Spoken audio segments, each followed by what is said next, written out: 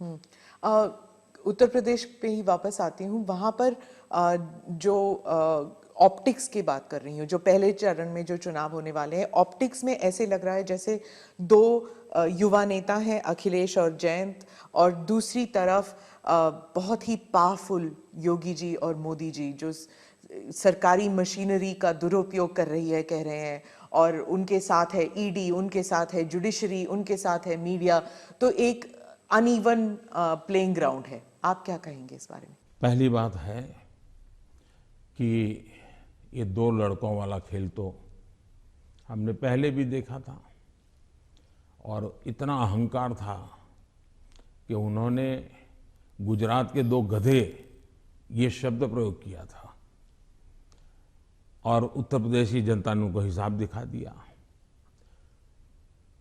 और एक बार तो दो लड़के भी थे और एक बुआ जी भी उनके साथ थी, फिर भी उनके हाल नहीं बना, क्योंकि उत्तर प्रदेश इस प्रकार के जोड़ से अगर किसी को 25 साल पर मताधिकार मिलता है, मान लो 25 साल पर चुनाव लड़ने का हक मिलता है, मान लीजिए, मताधिकार तो 18 साल में मिल जाता है, लेकिन 25 साल पर उसको चुनाव लो। लेकिन कोई पिताजी ऐसा कहे कि देखो मेरा ये बेटा है वो 10 साल का है, ये बेटा है 15 साल का, दोनों 25 के हो गए, उनको चुनाव लड़ने दो, तो कोई लड़ने देगा क्या? तो इस प्रकार की मेलजोल से चलता है क्या?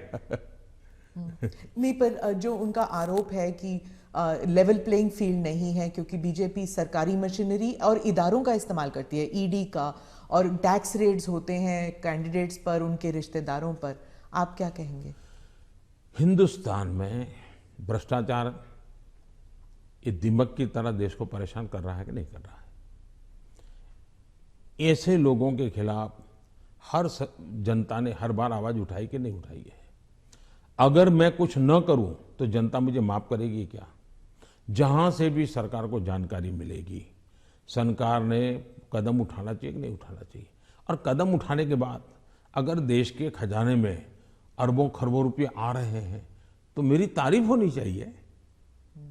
अच्छा, चुनाव के समय हिंदुस्तान में हर बार चुनाव चलता रहता है भाई, तो सरकार काम करना बंद कर दे क्या? चुनाव आप एक बार तय कर लीजिए भाई, 5 साल में एक बार ही चुनाव होगा, सब मिलकर के चुनाव लड़ेंगे, सभी राज्यों के साथ होंगे, केंद्र का साथ में होगा, सारा खर्चा भी बच जाएगा, तो फिर कभी ईडी भी नहीं दिखाई देगा, सीबीआई भी नहीं दिखाई देगा। अब क्या करे? वो तो सरकारी दफ्तर है, वो अपने अपने तरीके से काम करते हैं, वो स्वतंत्र तरीके से काम करते हैं, चुनाव बीच में आ जाता है, करेंगे क्या? वो तो अपने टाइम टेबल से चलते रहते हैं, जहां से उनको जानकारी मिलती है अपना करते हैं, सरकार का उसमें कोई रोल भी नहीं होता है।